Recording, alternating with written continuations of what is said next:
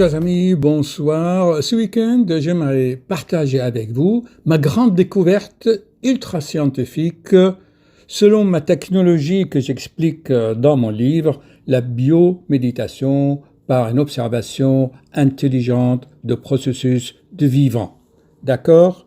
Mais commençons tout d'abord par la logique. Vous connaissez le syllogisme d'Aristote. C'est très simple.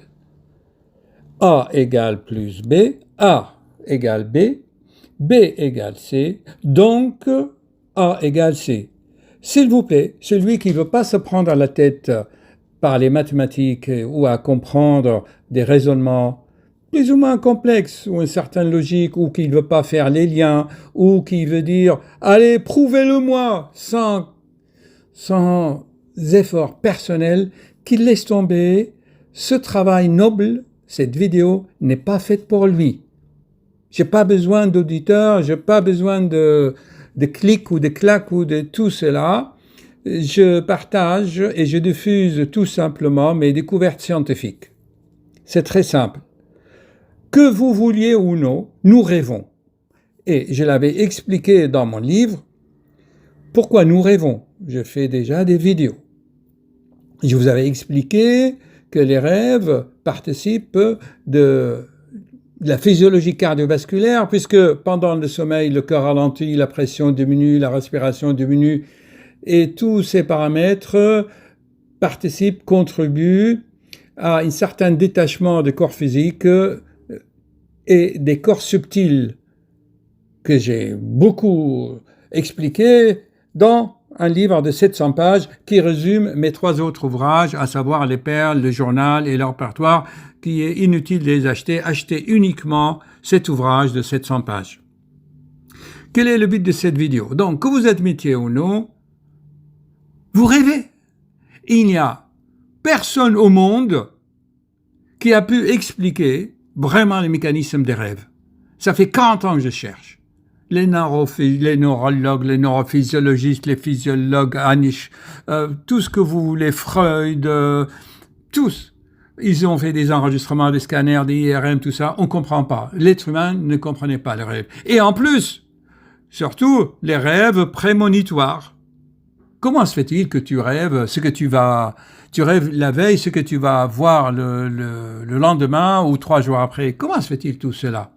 Eh bien, cet après-midi, pour celui qui est curieux, eh bien, voici ma découverte. C'est tout simplement en regardant un documentaire sur la découverte majeure d'Einstein. Et vous allez voir, avec un cheminement logique, comment tout devient simple et clair. OK? Alors, s'il vous plaît, je tiens aussi à me référer à cet ouvrage, qui est un ouvrage scientifique. Ce n'est pas ni secte, ni religion, ni machin. Ce sont des révélations sur le mode de fonctionnement de l'être humain. Comment tu fonctionnes? Voilà, ça n'a rien à voir. Donc, je vous incite vraiment à lire la connaissance que je vous transmets vraiment immédiatement cet été. Sinon, c'est dommage, vous perdez beaucoup de chance de connaître le mode d'emploi de votre corps.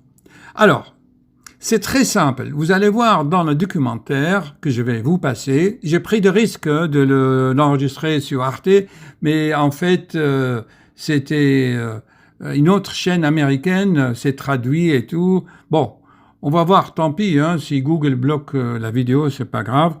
Donc, là, je vous ai expliqué les rêves que tout le monde rêve et que pendant les rêves, OK, on vibre puisque les paramètres cardiovasculaires sont vraiment diminués au maximum, ce qui permet le détachement des corps subtils.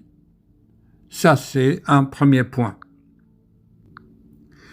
Le deuxième point que vous devez absolument retenir, c'est expliquer aussi, c'est que quand tu prends une décision, tu crées dans l'éther des formes. Quand tu penses aussi. Alors Freud, il me dit oui, c'est le refoulement, oui, c'est le rêve, c'est la réalisation des désirs cachés, refoulés, c'est la voie royale vers l'inconscient, la connaissance de soi, oui, ok. Mais ça, c'est pas assez. Moi, personnellement, ces explications freudiennes ou tout cela, ça me satisfait pas jusqu'au jour où j'ai connu l'œuvre. C'est le jour où j'ai connu, bien, là, ma vie a changé et ma compréhension des rêves et du monde et tout simplement de la vie.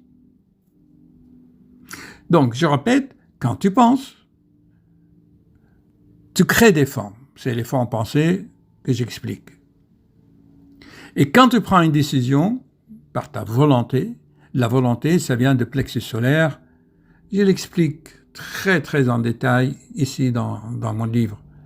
Donc, tes pensées sont de nature électronique, mais ta volonté est de nature magnétique, elle crée d'autres formes. Et les deux formes sont différentes, je les explique très bien dans mon livre, d'accord? Les créations magnétiques, ils sont plus denses, colorées, vivantes, d'accord? Alors que ce qui est électronique, ça, c'est un peu de la matière subtile. Alors maintenant, tu as ces éléments. A égale B. Quand tu décides, quand tu penses, tu crées dans l'astral. B égale C. Quand tu rêves, tes paramètres cardiovasculaires baissent, se modifient et tes corps subtils se détachent légèrement et tu rentres en vibration avec d'autres mondes. Oui, que tu le crois ou non, ça n'a rien à voir avec Dieu, les anges, le diable, ça n'a rien à voir. Et puis, entre nous, que tu crois ou que tu crois pas, ça va pas changer le cosmos, ni les lois d'Einstein, ni les lois de la création, ni les 3 lois que j'explique dans mon livre, à savoir la loi de la gravitation, de la réciprocité des effets. Et tout simplement les lois de la nature. C'est pas grave si tu crois pas. Hein. La planète ne va pas s'arrêter de tourner et le soleil ne va pas s'éteindre. Hein. Ton opinion, tu le gardes pour toi et tu laisses les autres libres sur leur chemin sans les gêner. Ok? Et voici ma découverte. C'est très simple. Vous n'allez pas le comprendre maintenant. Vous allez le comprendre après les extraits que je vous ai enregistrés de documentaires La magie du cosmos. C'est très simple, puisque A égale B, d'accord? C'est-à-dire que quand tu rêves, il y a un certain détachement de ton corps astral qui s'éloigne un tout petit peu en fonction de ta maturité, d'accord? Donc c'est quand tu t'endors, il y a un détachement. Mais le matin, tu dois revenir dans ton cœur, puisqu'il y a le cordon d'argent au plexus solaire qui t'attache, tu ne peux pas aller trop te perdre dans l'espace-temps. Donc, mais quand tu rentres, souviens-toi, dans le documentaire, il y aura un petit extraterrestre. Et lui, il va revenir. Et quand il va revenir, la tranche du temps, dans l'espace-temps, sera en avance. Ce que je viens de dire, tu ne vas pas le comprendre, mais tu vas le comprendre à la fin. Tu te souviendras de ces paroles, de ce que je dis, quand l'extraterrestre fait demi-tour dans son vélo et qu'il revient vers notre galaxie. Et tu vas voir comment la coupe de l'espace-temps va aller vers l'avenir. Donc, en fait, tu vois, dans le monde astral, quand tu réintègres ton corps, tu vois les coupes de l'espace-temps. Bon, regarde maintenant les 9 minutes de documentaire et tu vas tout comprendre. Si tu n'as pas compris, pose-moi des questions. Dans mon livre, il y a mon adresse mail perso. Voilà, si tu as d'autres questions, ou dans les commentaires, et tu verras que c'est parfaitement logique selon Aristote et c'est mathématique. Allez, je vais te passer le documentaire et c'est passionnant, c'est ma découverte ultra scientifique tout simplement par la logique mathématique. Alors, je ne veux pas rentrer dans les détails puisque quand l'extraterrestre sur le documentaire va revenir vers notre espace-temps, eh bien, ça dépend de la distance et de la vitesse. Et c'est comme ça. Par exemple, il y a des rêves prémonitoires pour 1 jour, 3 jours, 15 jours. Moi, personnellement, si je parle de tout cela parce que je l'ai vécu. Je ne parle uniquement, et je ne parle de ce que j'ai expérimenté et de ce que j'ai vécu et de ce que je vis toutes les nuits. C'est pas de la philosophie imaginaire, hein. Je ne parle de ce que je connais, de ce que j'ai expérimenté et pratiqué. C'est tout. Et les gens qui font des sorties hors du corps ou des voyages dans l'astral ou toutes ces explications, tous ces phénomènes sont parfaitement logiques et explicables et explicites selon la grande découverte d'Einstein. Quant au prophète, alors ça c'est autre chose, il remonte vraiment très très très loin dans l'espace-temps et il voit notre monde avec ça s'appelle le concept de maintenant. Tu vas voir tout ça dans les 9 minutes documentaires. Allez, hop, hop. Comme l'avait prédit Einstein, les deux horloges n'affichaient plus la même heure. Elles n'étaient désynchronisées que de quelques centaines de milliardièmes de seconde, mais c'était bien la preuve que le mouvement affecte l'écoulement du temps. La théorie d'Einstein a été mise à l'épreuve à maintes reprises, et tout concorde. C'est vraiment la base de notre compréhension du fonctionnement de la nature. Ces effets, autrefois considérés comme minimes et obscurs, sont très évidents avec la technologie actuelle. Avec la découverte de ce lien inattendu, Einstein a pris conscience que l'espace et le temps ne pouvaient plus être considérés comme deux choses distinctes. En réalité, ils se fondent ensemble pour former ce qu'on appelle aujourd'hui l'espace-temps. Einstein unifie la notion d'espace et la notion de temps dans une structure quadridimensionnelle qu'on appelle l'espace-temps. Et cette fusion de l'espace et du temps va conduire Einstein à une révélation encore plus hallucinante. La différence marquée que nous voyons entre le passé, le présent et le futur n'est peut-être qu'une illusion.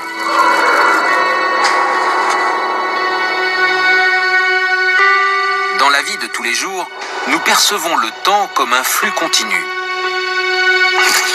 Mais on peut aussi se le représenter comme une succession d'instantanés ou de moments.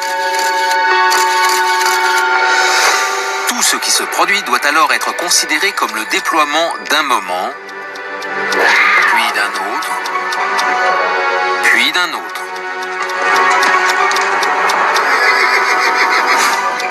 Et si l'on représentait tous ces moments, ces instantanés, les uns derrière les autres, tous les moments ici sur la Terre, tous les moments de la Terre en orbite autour du Soleil, et tous les moments dans l'ensemble de l'univers,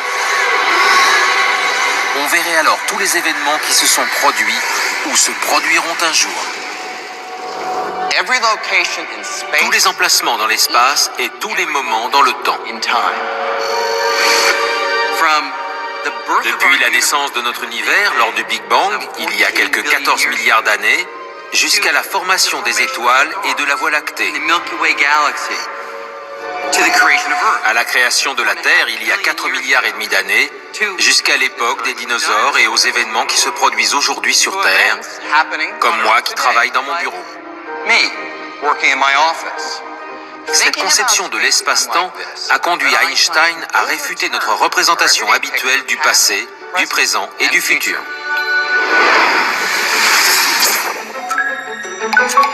Pour mieux comprendre cette idée, il faut penser au concept apparemment simple de maintenant. Une liste de choses dont j'estime qu'elles sont en train de se produire maintenant pourrait comprendre l'horloge de mon bureau qui indique midi,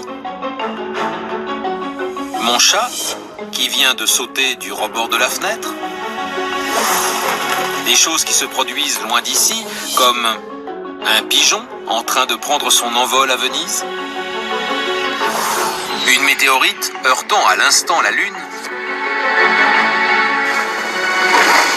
et l'explosion d'une étoile aux confins de l'univers. Ces événements et tout ce qui, selon moi, est en train de se produire au même moment dans le temps, mais à différents emplacements de notre univers, forment ma perception intuitive de maintenant.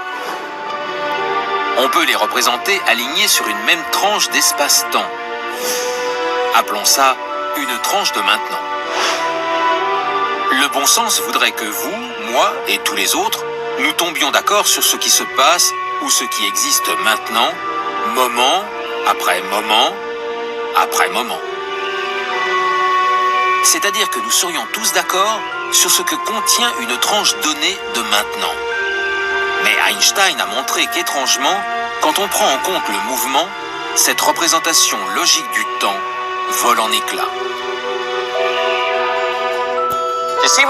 Pour mieux comprendre, imaginez l'espace-temps comme une miche de pain. Einstein a réalisé que tout comme il y a différentes façons de découper une miche de pain en plusieurs tranches, il y a différentes façons de découper l'espace-temps en plusieurs tranches de maintenant.